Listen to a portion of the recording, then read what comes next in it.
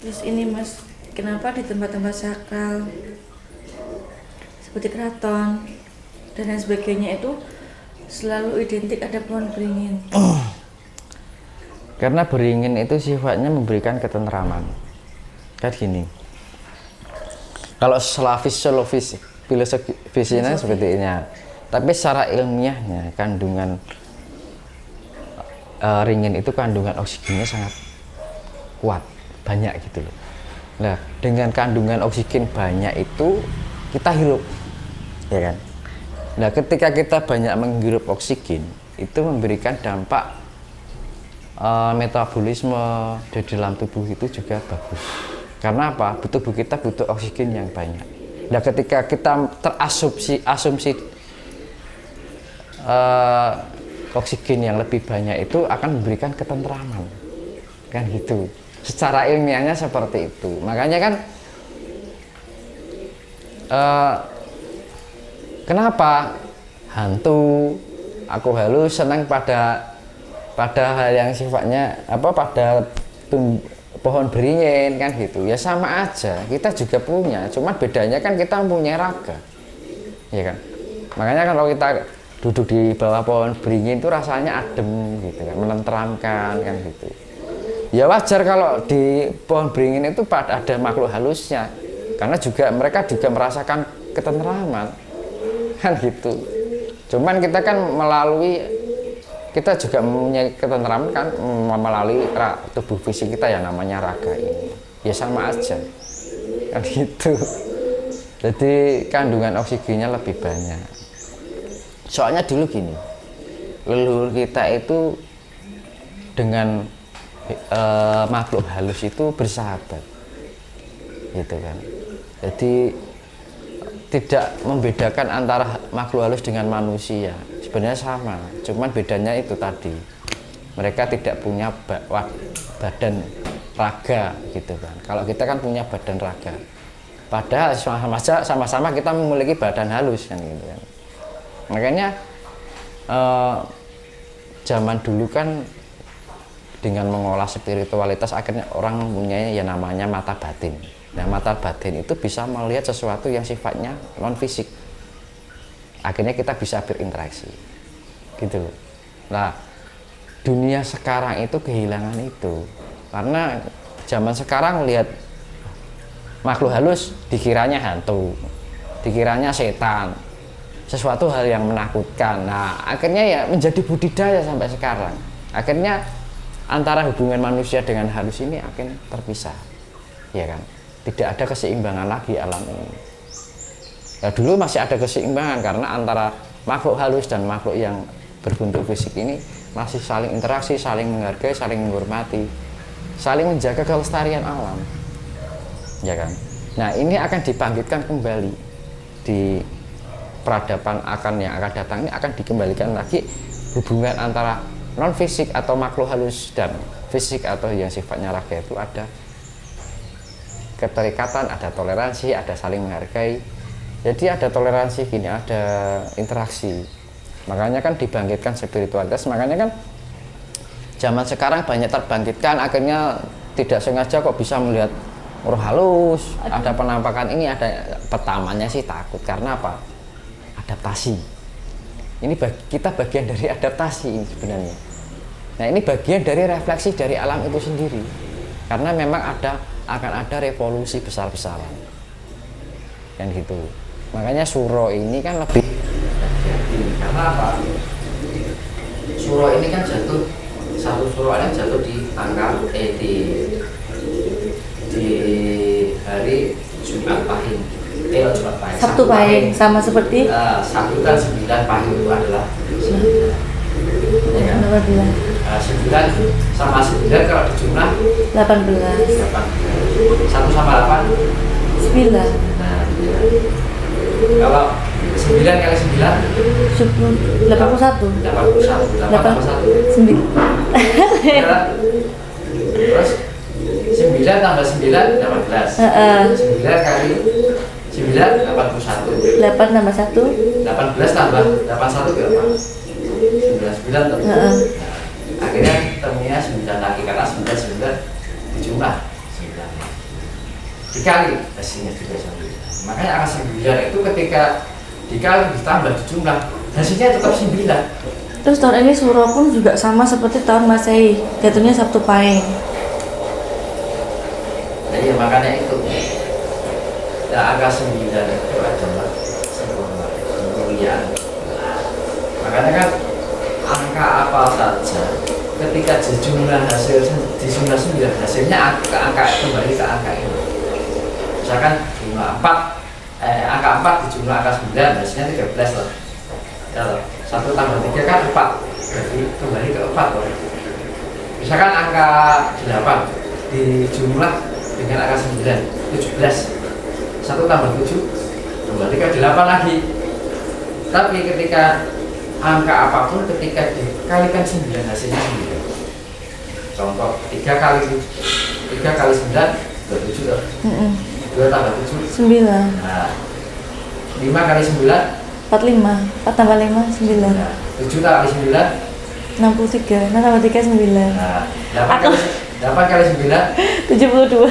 7 tambah 2 nah itu artinya mulai surah ini ketika kita mengamal 4 maka hasilnya 4. Ketika menanam 8 maka hasilnya 8. Artinya ketika kita menanam kebaikan yang kita dapat adalah kebaikan. Ketika kita menanam keburukan yang kita dapat adalah keburukan. Kan itu yang jumlah. Ketika kali berarti kan lebih dari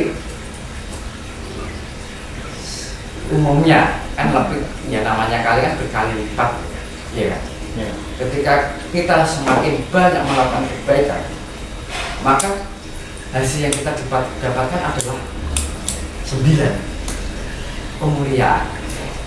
Jadi kita misalkan kita seharusnya memberikan 4, kita kasih 8, berarti kan kali lipat, ya kan? Nah, jadi kita dapatkan adalah 9, artinya 9 itu adalah. Tapi ketika kita mengalihkan keburukan, yaitu sebenarnya ya kebalikan dari angka 9 itu tadi. Kemuliaan yang sifatnya kalau positif lari ke kemuliaan, kalau negatif lari ke hancur. Makanya kan angka 9 1 dibagi 9 ya 9. Makanya 9 itu agak unik, gitu kan. Makanya kan di bulan Suro ini manfaatkan sebaik mungkin dari segala tindakan kita, pikiran kita, rasa kita, ya kan, ucapan kita. Nah, makanya kan itu berdampak sangat pengaruh sekali selama menjelang mulai satu Suro ini. Makanya kan perlunya kita melakukan kerendahan, ya kan, pribadi yang rendah hati. Karena ketika kita mampu bersikap rendah hati, maka segala tindakan kita, pikiran kita, rasa kita akan menjadi baik. Karena kok ketika kita muncul omongan jelek, kita kehilangan kerendahan. Ketika pikiran kita jelek, kita kehilangan kerendahan. Ketika prasangka kita jelek, kita kehilangan kerendahan. Makanya kuncinya kerendahan hati. Dan membangun kerendahan hati itu tadi ya bisa. Sabar di kuncinya adalah keterangan. Bagaimana membangun keterangan kembali. Sering-sering melakukan relaksasi. Dan waktu yang tepat kita melakukan relaksasi, kita biasakan mulai malam, mandi malam. Apanya ya itu akhirnya dampaknya ke situ. Makanya kalau orang biasa mandi malam, meditasi malam, perenungan malam, rata-rata orangnya fresh, nggak pucat, terus awet muda, pikirannya juga positif. Cahayanya itu lain, cahayanya orang Jawa, orang Jawa bilangnya cahayanya gitu. Auranya. Ada kan? Menurut Mas Dinus, ada gambaran apa ya di tahun depan? Apakah masih ada bencana-bencana seperti tahun ini dan tahun kemarin? Kalau tahun 2023 itu kan show-nya kelinci air ya. Ya kayak aku pernah bilang di itu, kalau di tahun 2022 itu kan sionya kan macan air ya, pasti kan berkaitan dengan air kan, nyatanya sampai sekarang kan berkaitan dengan air, banyak terjadi bencana yang berkaitan dengan air. Kalau harimau kan sifatnya kan keberanian, banyak orang yang merasa diri, aku merasa bangga dengan diri kita, kesombongan gitu kan. Tapi kalau secara positifnya adalah kebijaksanaan, secara negatifnya adalah kesombongan diri. Makanya kan di tahun ini kan banyak orang yang menunjukkan eksistensinya. Misalkan kita punya orang punya spiritual nih, wah aku punya kemampuan ini, saya bisa ini, bisa itu. Nah, aku punya pengalaman ini. Nah, saling menunjukkan eksistensi dirinya. Itu cara spiritualnya. Terus misalkan pengusaha, ini saya punya ini, saya ini, supaya saling berkompetisi gitu loh, menunjukkan eksistensi dirinya. Itu macan, dan air itu berkaitan dengan air. Atau makanya kan di tahun 2022 ini banyak terjadi bencana yang berkaitan dengan air. Ya, makanya kenyataan seperti itu ya. Terus di tahun 2000, karena sio kan pengetahuan dari Cina ya. Cina itu memang mempunyai hitungan atau itu sudah menjadi rumusan.